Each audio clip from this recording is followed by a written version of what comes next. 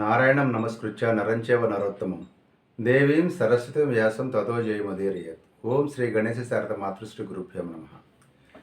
మిత్రులారా, ఈ విధంగా 14వ రోజున రాత్రి యుద్ధం ప్రారంభమైంది. రాత్రి యుద్ధం ప్రారంభంలో ద్రోణాచార్యుల వారు పాంచాల దేశపు యొక్క సైన్యాన్ని సర్వనాశనం చేయడం మొదలెట్టాడు. ఆ తర్వాత సైన్యాలతోటి ఒక వ్యూహాన్ని ఏర్పాటు చేసి ఈరోజు దీపాల వెలుతురు మధ్యలో యుద్ధం జరుగుతుంది. ఇంక చీకటి పడిపోతుంది పూర్తిగా. దీపాల వెలుతురు, అందరూ కూడా దీపాలు తీసుకొచ్చారు, కాగడాలు. అందరూ ఆయుధాలు విడిచి దీపాలు పట్టుకోండి అని కాలుబంట్లందరికీ కూడా ఓన్లీ దీపాలు అనమాట డ్యూటీ ఈరోజు రాత్రి. అది మిగిలిన వాళ్ళందరూ కూడా యుద్ధాలు చేస్తున్నారు. ఎట్లాగంటే ఒక్కొక్క రథం మీద 5 దీపాలు పెట్టారు, ఒక ఏనుగు మీద 3 దీపాలు, ప్రతి గుర్రం మీద ఒక దీపం, ఈ విధంగా వెలుగుతూ ఉన్నాయి.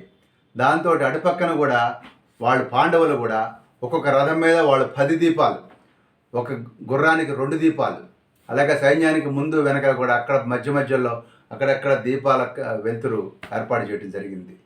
ఈ విధంగా ఈ అలంకరణలను ధరించినటువంటి వ్యక్తులు, అలంకరణలు ఉన్నటువంటి ఈ యొక్క గుర్రాలు ఏనుగుల మీద ఆ యొక్క కాంతిపడి రణభూమి అంతా తేజోమయంగా కనపడుతూ ఉందిట.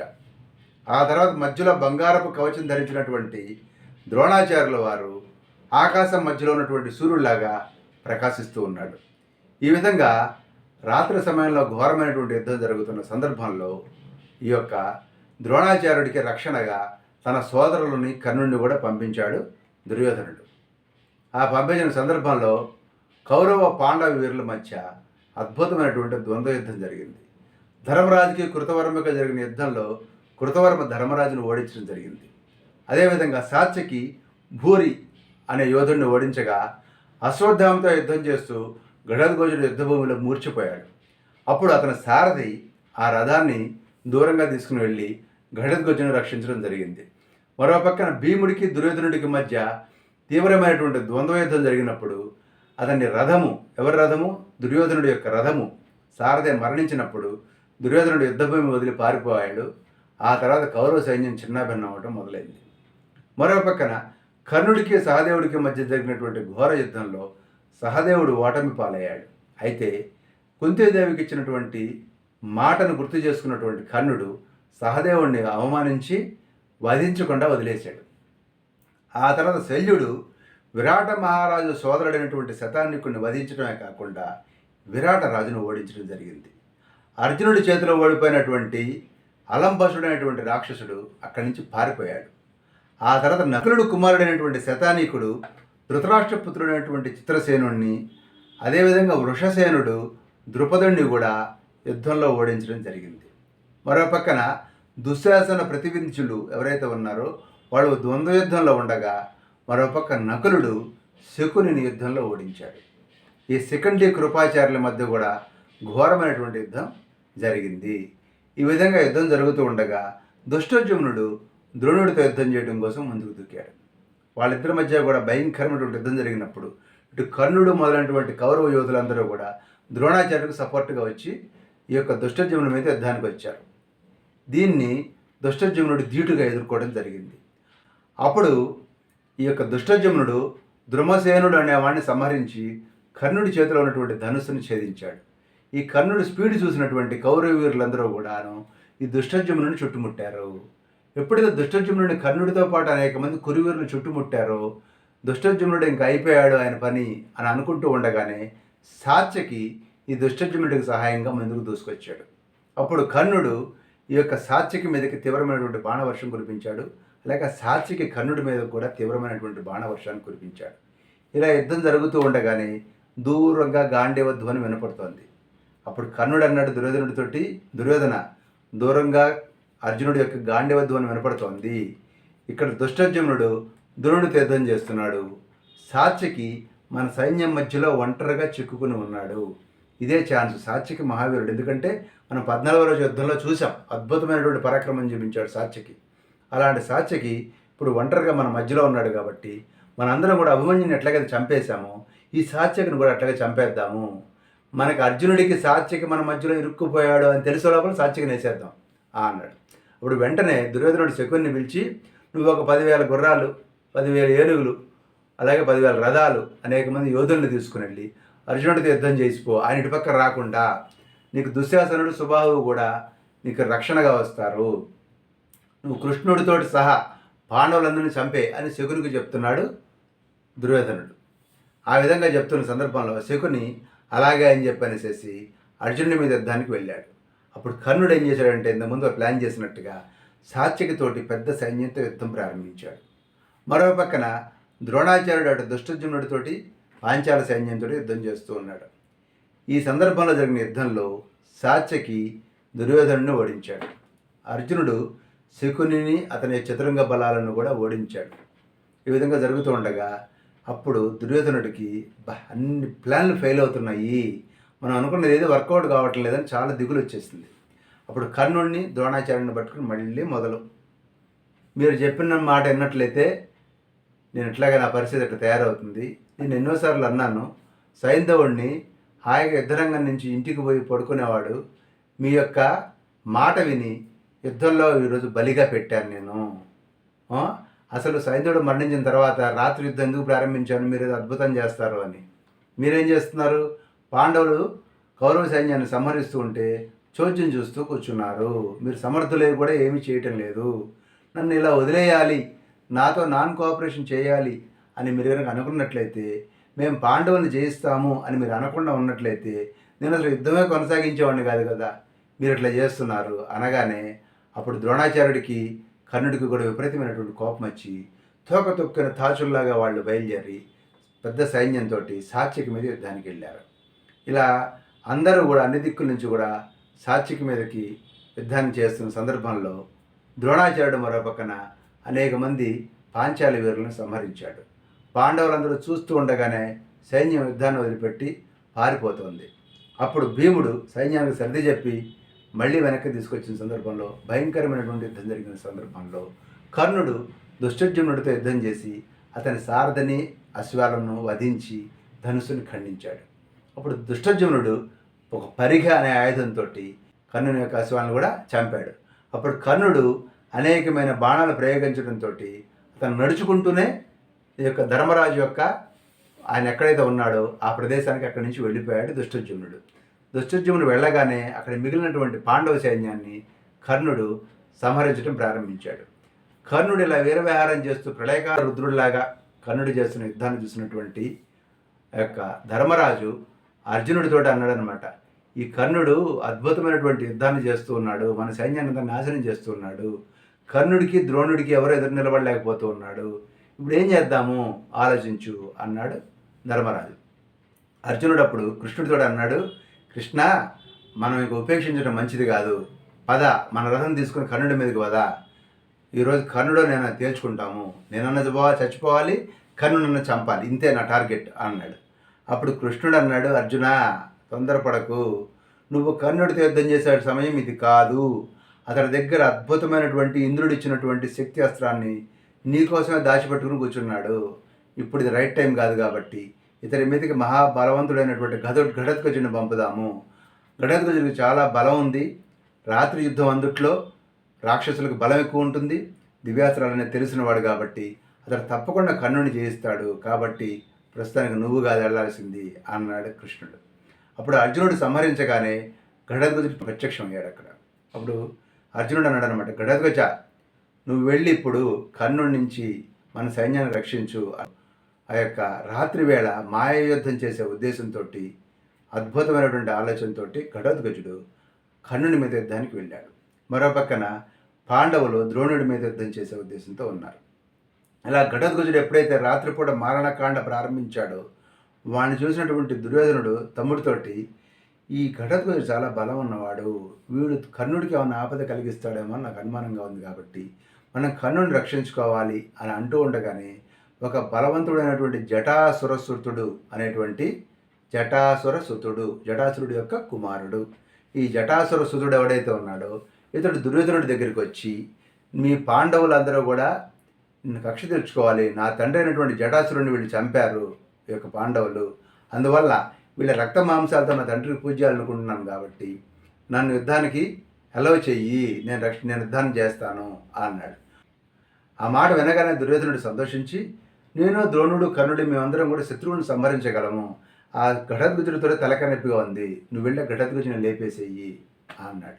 అప్పుడు జటాసుర పుత్రుడు ఎవరైతే అతని పేరు అలంబసుడు, మహాభారతంలో అలంబసులు అనేటువంటి పేరు చాలా సందర్భాల్లో వస్తుంది. మొత్తం 5-6 అలంబసులు ఉన్నారు, అది కన్ఫ్యూషన్. ఏదేమైనా కానీ ఇప్పుడు జటాసుర పుత్రుడు అనేటువంటి అలంబసుడు దుర్యోధనుడి మాట మీదకి ఘటోత్కచుడి మీద యుద్ధానికి వెళ్ళి అనేక అస్త్రశస్త్రాలను ప్రయోగించాడు. ఘటోత్కచుడు ఏం చేశాడంటే కర్ణుడి సైన్యాన్ని అంతా నలగబొడిచి అలంబసుడిని మల్లయుద్ధంలో వధించి వాడి తలని శరీరం నుంచి పీకి వదలపడేశాడు, వేరు చేసేసి.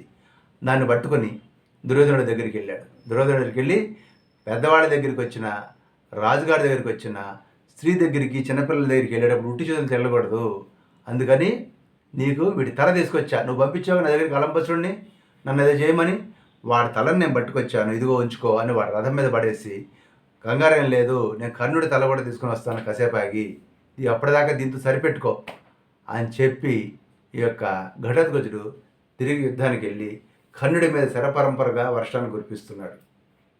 కర్ణుడి మీద శరవర్షాన్ని కురిపిస్తూ ఘటోత్కచుడు ముందుకు దూసుకెళ్ళాడు. అప్పుడు అలాయుధుడు అనేటువంటి ఇంకో రాక్షసుడు వచ్చి తన సైన్యంతో, విశాలమైనటువంటి సైన్యాన్ని తీసుకుని వచ్చి దుర్యోధనుడితో అన్నాడనమాట, నా బంధువైనటువంటి బకాసురుణ్ణి, నా మిత్రుడైనటువంటి కిరిమీర హిడింబులను కూడాను ఈ యొక్క భీముడు సంహరించాడు, ఆ పగ తీర్చుకోవాలనుకుంటున్నాను. ఇప్పుడు నేను కృష్ణుడిని, పాండవులని, ఘటోత్కచుడిని, వాళ్ళ అనుచరులని అందరినీ కూడా సంహరించేస్తాను, మీ సైన్యాన్ని తప్పించేసే అవసరం లేదు, మొత్తం నా సైన్యమే ఈ పూట యుద్ధం చేస్తుంది అన్నాడు అలాయుధుడైనటువంటి ఆ రాక్షసుడు. అప్పుడు దుర్యోధనుడు అతని సోదరులు చాలా సంతోషించి, నిజమే కానీ మీరు ముందు నిలబడి యుద్ధం చేయండి, మేము కొంచెం వెనకాల ఉంటాము, సో దట్ మా వాళ్ళు ఇప్పుడు యుద్ధం మొదలెట్టిన తర్వాత మధ్యలో ఒక రోజు రెస్ట్ తీసుకోండి అంటే బాగుండదు, సో మా సైన్యం యుద్ధం చేస్తుంది, కాకపోతే ముందు మేము నిలబడి యుద్ధం చేయండి అనగానే వెంటనే తన పరివారంతో ఆ యొక్క అలాయుధుడు యుద్ధానికి వెళ్ళాడు ఘటోత్కచుడి మీద. అప్పటికి ఏం జరుగుతుందంటే కర్ణుడికి ఘటోత్కచుడికి మధ్య తీవ్రమైనటువంటి యుద్ధం జరుగుతున్న సందర్భంలో కర్ణుడు బలం క్షీణిస్తూ ఉందన్నమాట. ఆ కర్ణుడు బలం క్షీణించడం చూసి అప్పుడు దుర్యోధనుడు అలాయుధుడితో అన్నాడు అనమాట, నువ్వు ఆ ఘటోత్కచుడి సంగతి చూడు ముందు, వాడు చాలా ఇబ్బంది పెడుతున్నాడు అన్నాడు. అప్పుడు ఘటోత్కచుడితో అలాయుధుడు యుద్ధానికి సిద్ధమవుతూ ఉండటంతో చూసినటువంటి భీమసేనుడు ఆ రాక్షసుడి మీద, వాడి సైన్యం మీద కూడా శరవర్షం కురిపించడం ప్రారంభించాడు. అప్పుడు భీమసేనుడికి అలాయుధుడికి మధ్య కూడా తీవ్రమైనటువంటి యుద్ధం జరిగింది. చివరికి ఘటోత్కచుడు ఆ అలాయుధుడి తలని శరీరం నుంచి వేడి చేసి దీన్ని కూడా తీసుకెళ్ళి ఆ దుర్యోధనుడికి మళ్ళీ ఉపాయనంగా ఇచ్చాడు. ఇంకో తలకాయ వచ్చి తీసుకో అలాయుధుడు, ఇలా పంపించావుగా, ఇదిగో వాడి తల అన్నాడు. ఈ విధంగా ఘటోత్కచుడు కౌరవ సైన్యం మొత్తం ఘోరంగా సంహరిస్తూ ఉన్న సందర్భంలో అప్పుడు ఎవ్వరూ అతను ఎదురించలేని పరిస్థితుల్లో కౌరవ వీరులందరూ కూడా కర్ణుడితోటి అన్నారనమాట. మనం దుర్యోధనుడు అన్నాడు అట్లా అన్నారు, కౌరవ వీరులు అందరూ కలిసి కర్ణుడితో అన్నారు, ఈ పూట గడిచేట్లేదు, ఈ ఘటోత్కచుడిని కనుక ఆపకపోతే మనం నాశనం అయిపోవడం ఖాయము, వేరే ఛాయిస్ లేదు, ఇంద్రుడిని ఇచ్చిన శక్తి నీకు ఉంది కదా, అది ప్రయోగిస్తే వాడు చస్తాడు, ముందు మనం బతుకుంటారు కదా, నువ్వు అర్జునుడి కోసం దాచిపెట్టుకున్న ఆ శక్తిని తర్వాత ఎప్పుడో వాడాలనుకుంటే ఈరోజు మనం బతుకుంటే కదా నువ్వు వాడగలిగేది అన్నారు. అప్పుడు కర్ణుడు ఏమీ చేయలేని పరిస్థితుల్లో ఆ దేవేంద్రుడు ఇచ్చినటువంటి ఆ మహాశక్తి ఆయుధాన్ని ఘటోత్కచుడి మీద ప్రయోగించినప్పుడు వాడు పెద్దగా హాహాకారాలు చేస్తూ అక్కడ నేలవాలాడు. ఆ సందర్భంలో పాండవులందరూ కూడా తీవ్రంగా దుఃఖిస్తూ ఉన్నారు. అశ్వత్థామ ఆల్రెడీ చనిపోయి ఉన్నాడు, ఇప్పుడు ఘటోత్కచుడి యొక్క వంతు వచ్చిందనమాట. ఇది వాళ్ళకి భరింప శక్యం కాకుండా ఉంది. ఈ పాండవులందరూ ఏడుస్తూ ఉండగా ఈ యొక్క శ్రీకృష్ణ పరమాత్మ తన రథం మీద అలా పంట చేల మీద గాలి వచ్చినప్పుడు ఎలా పైరుగాలి ఎలా వచ్చినప్పుడు పంట ఎలా రెపరెపలాడుతుంది అలా అలా డ్యాన్స్ చేశాడట, అలా నాట్యం చేశాడు కృష్ణ పరమాత్మ. అప్పుడు ఆశ్చర్యపోయినటువంటి అర్జునుడు, ఇదేంటి బావా, మేము ఘటోత్కచుడు చనిపోయాడు, భీముడి పుత్రుడు అని మేము బాధపడుతూ ఉంటే నువ్వు డ్యాన్సులు చేసి సెలబ్రేట్ చేస్తున్నావు, దీని వెనక ఉద్దేశం ఏమిటి అని అడిగాడు. అప్పుడు కృష్ణుడు అర్జునుడితో అన్నాడు, కర్ణుడి దగ్గర శక్తి ఉన్నన్నాళ్ళు నువ్వు వాడు ఎదుర్కొండా వెళ్ళటువంటి ప్రమాదమే, ఏ క్షణంలోనైనా సరే వాడు నిన్ను చంపేస్తాడు, అది చాలా నువ్వు వాడిని గెలవడం అనేది అసంభవము, సహజ కుండలాలన్నిటి కూడాను ఆల్రెడీ ఇంద్రుడికి ఇచ్చేసినటువంటి కర్ణుడు ఇప్పుడు శక్తిని కూడా వాడేశాడు, ఇక వాడి దగ్గర పెద్ద పెద్ద ఆయుధాలు గొప్ప గొప్ప ఆయుధాలు లేవు, ఏదైనా కూడా నువ్వు వాడిని ఈజీగా హ్యాండిల్ చేయగలుగుతావు, కాబట్టి యుద్ధం చెయ్యి అన్నాడు కృష్ణుడు. అప్పుడు కృష్ణుడు అర్జునుడితో ఇంకేమన్నాడంటే, నేను గతంలో కూడా ఉపాయాలతోటి ఈ జరాసంధుడు వంటి వీరులందరినీ కూడా సంహరించాను. అలా చేయగినట్లయితే వాళ్ళందరూ వాళ్ళ వాళ్ళ సైన్యాలతో ఈ రోజున దుర్యోధనుడి పక్క నుండి నీకు ఎగనెస్ట్గా యుద్ధం చేసేవాళ్ళు. వాళ్ళందరినీ చంపటం అసలు అసాధ్యమే ఒక మాటలో చెప్పాలంటే. ఇప్పుడు జరాసంధుడు, శిశుపాలుడు, కర్ణుడు, ఏకలవ్యుడు ఈ నలుగురిని కూడా ఉపాయంతో చంపాల్సిందే తప్పితే ముఖాముఖి యుద్ధంలో ఎన్ని రోజులు చేసిన యుద్ధం గెలవవు, ఓటమి తథ్యం అని ఇక్కడ చెప్తాడు అనమాట కృష్ణుడు. దీనికి చెప్తూ ఒకనొక సందర్భంలో బలరాముడు జరాసంధుడికి కోపం కలిగించినప్పుడు తన గదతోటి మమ్మల్ని ముప్పు తిప్పలు పెట్టాడు. అయితే జరాసంధుడి చేతిలో గదలేని సమయం చూసి, అతడు యజ్ఞంలోనూ ఉన్నటువంటి సందర్భం చూసి భీమసేనుడితో సహా నేను వెళ్ళి ఆ రోజున అతన్ని మలయుద్ధానికి ఆహ్వానించి భీమసేనుడి చేతిలో చనిపోయేట్టు చేశాను. అదే కనుక వాడి చేతిలో ఆయుధం ఉండి వాడు గనక యుద్ధం చేస్తే ఎవరు అతని ముందు నిలబడలేకపోయేవాళ్ళు జరాసంధుడి ముందు. అట్లా ప్రతిదీ కూడా ఏదో ఒక ఆలోచనతో చేశాను. ఆనాడు ఏకలవ్యుడు తన ఉంగరపు వేలు పోగొట్టుకున్నట్టుగా కూడా చేసింది నేనే. నిజానికి ఆ సందర్భంలో కృష్ణుడి పాత్ర లేదు, భారతంలో కనపడదు. అంటే అంతర్గతంగా భవిష్యత్తులో జరగబోయేటువంటి సంఘటనలను శ్రీకృష్ణ పరమాత్మ ఇన్ఫ్లుయెన్స్ చేసుకుంటూ మహాభారత యుద్ధం దాకా ఆ తర్వాత కథను కూడా ఆయన స్వయంగా నడిపించినట్లు మనకి ఇక్కడ పూర్తిగా అర్థమవుతుంది. ఈ విధంగా జరిగిన తర్వాత చేతిరాజు అయినటువంటి శిశుపాలుడు కూడా మీకు తెలుసు, వాడు కూడా మహావీరుడు. వాళ్ళందరూ కూడా మీరు చూస్తున్నగా చక్రాయుధంతో సంహరించారు వాడిని.